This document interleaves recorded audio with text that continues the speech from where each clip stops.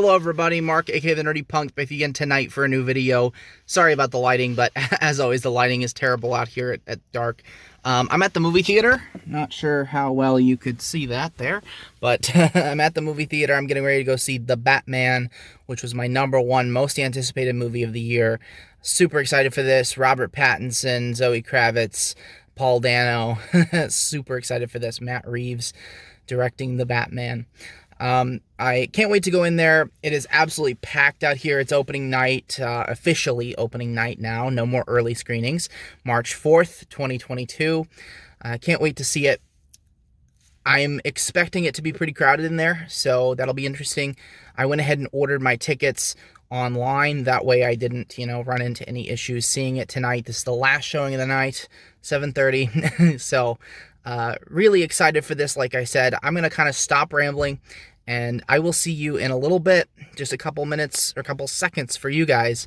And I will give you guys my thoughts on The Batman. Will it live up to the hype? Who knows? A few moments later. All right, guys, just left the theater from seeing The Batman, and wow, absolutely wow. To say it lived up to the hype is understating it, in my opinion. This movie delivered everything that it promised me and everything that I wanted from it, and then some. First of all, before I even get into anything, this will not be a spoiler review, okay? I will not be discussing spoilers at all for the film. So if you, like me, of course, do not want to hear spoilers or anything related to the film, you should be good to go for this video. Also, first thing to get into, I don't want to hear anybody doubt Robert Pattinson's ability as an actor ever after this movie. He is so good in this movie, and I knew he was a great actor. I've seen him in films in the past few years or so, absolutely killing it. So I trusted him, and he delivers. He delivers big time. He disappears into the Batman role.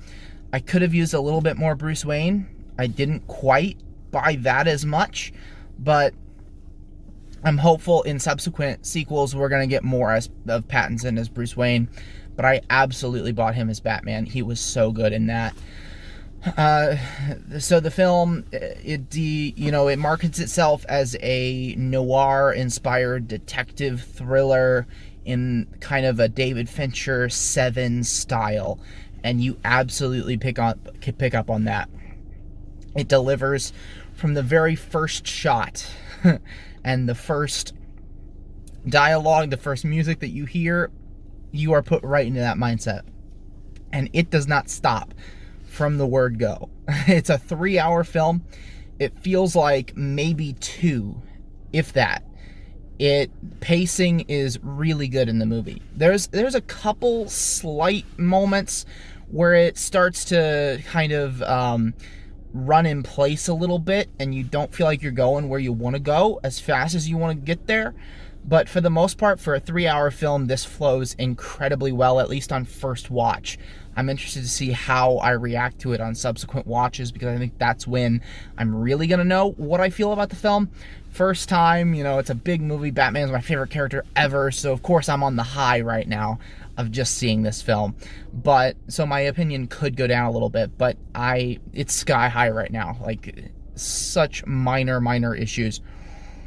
I do feel like some of the plot was kind of predictable, and some of the themes, some of the things they were hinting at throughout the plot, I felt like I know where this is going, and I kind of called some of it, and some of it I didn't. I thought performances, starting with Pattinson, were incredible, and then you have Paul Dano. Paul Dano was so freaking creepy in this movie. Oh, he was amazing. One of the best Batman villain performances ever in a live-action film. I knew he could do it again, and he delivered. Zoe Kravitz was really surprisingly good in this movie. I was, kind of apprehensive when they first cast Zoe Kravitz. I'm like, really? Zoe Kravitz as Catwoman? And she nailed it. She was great, delivered a lot of emotional resonance with her performance as well. Colin Farrell just disappeared into the Penguin. He was fantastic. Andy Serkis as Alfred. I wasn't big on him initially, and then I kind of warmed up to him throughout the film.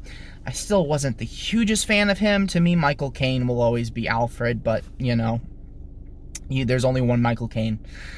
So, like, you go down the cast list, it's great. Jeffrey Wright, also another one that I wasn't thrilled with at the very beginning of the film, and then very much warmed up to his character as the movie went along.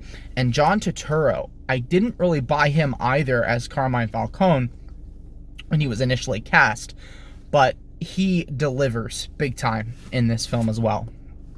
So all the performances were great.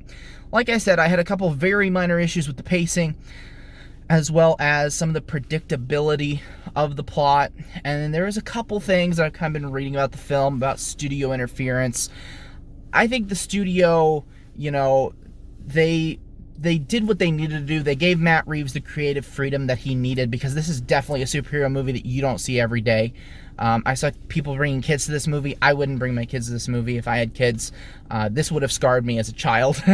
I was very terrified, easily terrified. However, this is definitely not a kids movie. This is a unique Batman film. Yes, Christopher Nolan's series was sort of grounded and very kind of dark. This is very dark and very grounded, and I loved it. I absolutely loved it. So my grade for the Batman is 4.5 out of 5.